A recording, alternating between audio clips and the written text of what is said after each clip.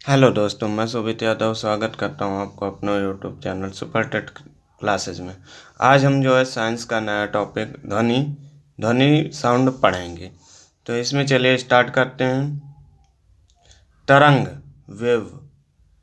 तरंग एक प्रकार का विक्षोभ या डिस्टरबेंस है जो एक स्थान से दूसरे स्थान में संचालित करता है। तरंग दो प्रकार की होती हैं, यांत्रिक तरंगे और विद्युत चुम्बकीय तरंगे, इलेक्ट्रोमैग्नेटिक वेव्स। यांत्रिक तरंगे वे तरंगे जिन्हें चलने के लिए किसी न किसी माध्यम की आवश्यकता होती है, जो माध्यम के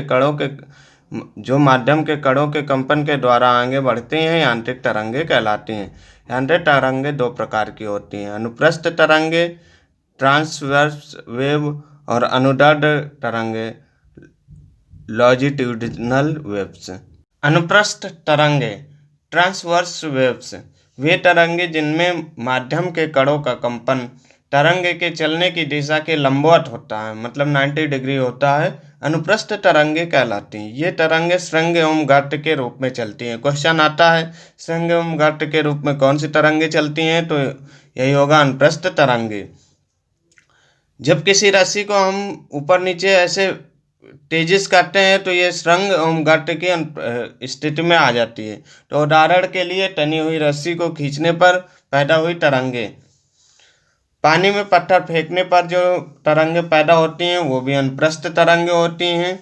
नोट: अनुप्रस्थ तरंगे ठोस तथा द्रव की सतह पर पैदा की जा सकती है। यह तरंगे गैस पर नहीं पैदा की जा सकती हैं। तो अनुप्रस्थ तरंगे किस पर पैदा की जा सकती हैं, तो ठोस और द्रव पर। यह ठोस और द्रव पर कौन से तरंगे पाए जाते हैं, तो अनुप्रस्थ तरंगे। अनुदैर्ध्य तरंगे, तो अनुदैर्ध्य तरंगे वे तरंगे जिनके माध्यम के कणों का कंपन तरंग के चलने की दिशा के समांतर होता है, अनुदैर्ध्य तरंगे कहलाती हैं। ये संपीड़न और विरलन के माध्यम से चलते हैं। ये देखिए, ये संपीड़न है और ये ब्लैंक विरलर, तो ये संपीड़न और विरलन के माध्यम से चलते हैं। उदाहरण में ध्वनि तरंगे तथा स्प्रिंग को खींचने पर पैदा हुई तरंगे अनुदैर्ध्य तरंगे कहलाती हैं।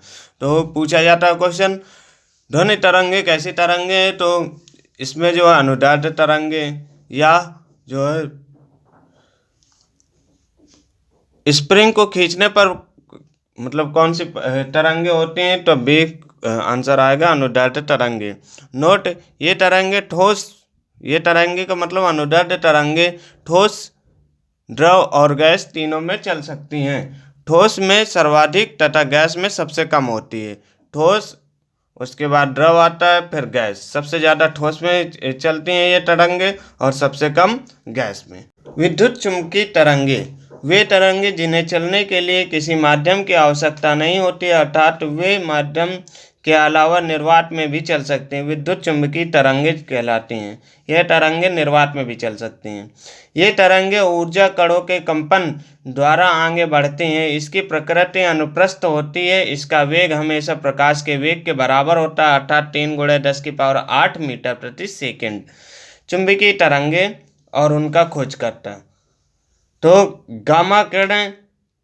गामा किरणों की खोज हेनरी बेकुलर ने की थी। एक्स किरणों की खोज विलियम रोजिन ने की थी। परावैंगनिक किरणें परावैंगनिक किरणों की रिटर ने किए थे। और दृश्य प्रकार मतलब विबग्योर जो है इंद्रधनुष जिसको बोलते हैं, वो न्यूटन ने किया था। अवरक्त तरंगों की खोज हर्शल ने की थी। लघु रेडियो तरंगे हेनरिक हर्ट्ज ने।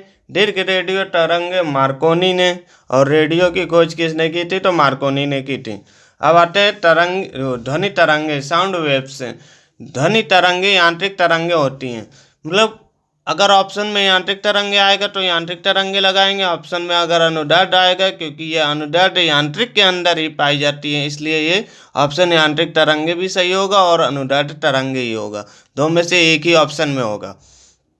अगर पूछता है सर्वाधिक किस में पाया जाता है, तो ठोस में ये 15,000 मीटर प्रति सेकंड की रफ्तार से चलते हैं। और सबसे कम जो है सबसे कम जो है ये आपके 332 मीटर प्रति सेकंड गैस में चलती हैं। और ये जो 1500 मीटर प्रति सेकंड जल में, मतलब ठोस, द्रव, गैस तीनों में आपका है, ठोस में आपका 15,000 मीटर प्रति सेकंड, द्रव में 1500 मीटर प्रति सेकंड और गैस में सबसे कम 332 मीटर प्रति सेकंड। तो लोहे में अगर पूछता है तो 5,000 मीटर प्रति सेकंड और जल में 1500 मीटर प्रति सेकंड। और श्रव्य तरंगे वे ध्वनि तरंगे जिनकी आवृत्ति 20 हर्ट्ज से अधिक परंतु 20,000 हर्ट्ज से कम होती है, श्रव्य ध्वनि कहलाती है। मनुष्य का कान सिर्फ इन्हीं ध्वनियों को सुन सकता है। अश्रव्य तरंगे जो हैं वे ध्वनि तरंगे हैं जिनकी आवृत्ति 20,000 हर्ट्ज से कम होती हैं और मनुष्य का कान इनको बिल्कुल भी नहीं सुन पाता है, लेकिन हाथी, बैल, बड़े जानवर जो हैं और चींटी जैसे छोटे कीट इनको सुन सकते हैं। भूकंप के समय जो पैदा होती हैं तरंगे उन्हें भी अश्रव्य तरंगे ही होती हैं। और हृदय की गति से अगर पैदा होती हैं तरंगे तो वह भी तरंगे क्या कहलाती हैं? आपकी अश्रव्य तरंगे कहलाती हैं। क्वेश्चन आता है, वेल, चींटी जैसे कीट कौन सी तरंगे सुनते हैं? तो आप बताएंगे अश्रव्य तरंगे। और भूकंप के समय पैदा हुई तरंगे यह भी अश्रव्य तरंगे कहलाती हैं। मनुष्य का कान केवल श्रव्य तरंगों को सुन सकता है और अश्रव्य तरंगों को मनुष्य का कान नहीं सुन सकता है। पराश्रव्य तरंगे, अल्ट्रासोनिक वेव्स, वे ध्वनि तरंगे जिनकी आवृत्ति 20,000 से अधिक 20,000 हर्ट्ज से अधिक होती है, पराश्रव्य तरंगे कहलाते हैं। मनुष्य का कान इन तरंगों को नहीं सुन सकता, परंतु कुत्ता, बिल्ली, चमगादड़ जैसे जानवर और पक्षी इनको सुन सकते हैं। तरंगों के निम्नलिखित प्रयोग। सोनार, साउंड नेविगेशन एंड रैगिंग नामक यंत्र जो में अल्ट्रासोनिक वेव से समुद्र के अंदर जहाज एवं पनडुब्बी में परिवहन में इसका सहायता लेते हैं। सोनार जो है ये समुद्र में यूज किया जाता है, यंत्र है जो जहाज की दिशा के लिए सोनार का यूज करते हैं। अल्ट्रासोनिक वेव्स द्वारा बैक्टीरिया आदि नष्ट करने का कार्य किया जाता है। भ्रूण की जांच के लिए भी अल्ट्रासोनिक वेव्स का प्रयोग हम करते हैं। किडनी में बढ़े हुए स्टोन को खत्म करने के लिए भी अल्ट्रासोनिक वेव्स का प्रयोग करते हैं। इस विधि को लिथोस्कोपी भी कहते हैं। मानसिक रोगियों को ठीक करने के लिए इन तरंगों का प्रयोग किया जाता है। डॉल्फिन नामक जलीय जीव अंधा होता है। डॉल्फिन जो जलीय जीव अंधा होता है, लेकिन वह इन्हीं तरंगों के द्वारा परिवहन करता है। इसलिए कई बार डॉल्फिन के तरंगों के कारण मानसिक रोगी ठीक हो जाते हैं। इसलिए डॉल्फिन को मनुष्य का मित्र कहा जाता है। अल्ट्रासोनिक या पराश्रव्य तरंगे का प्रयोग शरीर के कोमल अंगों का चित्र प्राप्त करने के लिए भी किया जाता है। इसे अल्ट्रासोनोग्राफी भी कहते हैं। यह आपके उदाहरण हैं, इनसे क्वेश्चन पूछे जाते हैं। पराध्वनियाँ उच्च आवृत्ति की होती हैं। पराध्वनियाँ अवरोधों की उपस्थिति में भी गमन कर सकती हैं। पराध्वनि तरंगों को हृदय के विभिन्न भागों से परावर्तित कराकर हृदय का प्रतिबिंब बनाया जाता है। इस तकनीक को ECG इलेक्ट्रोकार्डियोग्राफी कहा जाता है। गूंज, इको, ध्वनि का किसी सतह से टकराकर लौटना ध्वनि का परावर्तन कहलाता है। अगर ध्वनि किसी सतह से टकरा कर लौटती है तो ध्वनि परावर्तन है। और परावर्तित ध्वनि जब हमें बार बार सुनाई देती है तो यह गूंज कहलाती है।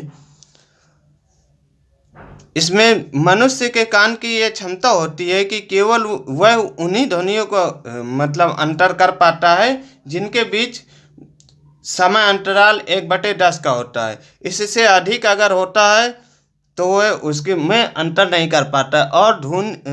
और दूरी जो है 17 मीटर होनी चाहिए। मतलब स्पीकर जो बोलने वाला है और जिससे अवरोध होकर परावर्तित होकर के गूंज हमें सुनाई देती है वह 17 मीटर का होना चाहिए।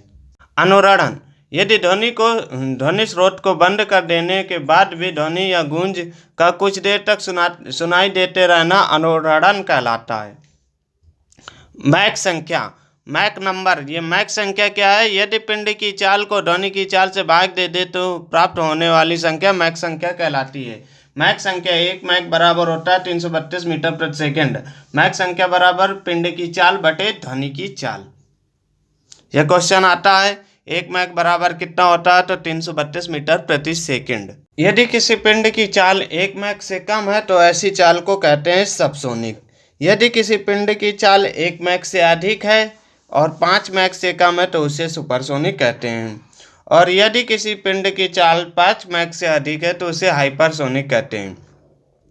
यदि पिंड सुपरसोनिक या हाइपरसोनिक की रफ्तार से उड़ रहा है तो वह अपने पीछे शंक्वाकार विक्षोभ क्रॉनिकल डिस्टर्बेंस के कारण बहुत अधिक ऊर्जा वाली तरंग पैदा कर देता है। इस तरंगों को प्रघाती तरंगे कहते हैं। यदि यह प्रघाती तरंगें हाइपरसोनिक रफ्तार से पैदा होती हैं तो यह अपने रास्ते में आने वाली सभी वस्तुओं को धराशायी डिस्ट्रॉय कर देती हैं। प्रघाती तरंगें जब जल में पैदा होती हैं तो इन्हें बाउ वेव्स कहते हैं।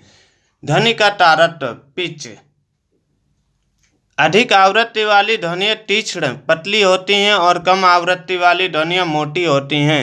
ध्वनि के इस तीक्ष्णपन और मोटेपन के अंतर को ध्वनि का तारतम्य कहते हैं। जैसे सा रे गा मा फा धा नी, तो नी की आवृत्ति अधिक होती है, नी को काफ़ी लंबा बोला जाता है जिससे जो है यह पतली होती है। और सा की आवृत्ति जो है मोटी होती है। इसी के बीच के अंतर को जो है पिच कहते हैं। तो दोस्तों अब हम मिलते हैं नेक्स्ट वीडियो में आपको इसके आगे। तो आप ये चैनल देखते रहिए, सब्सक्राइब करते रहिए, लाइक करते रहिए। धन्यवाद।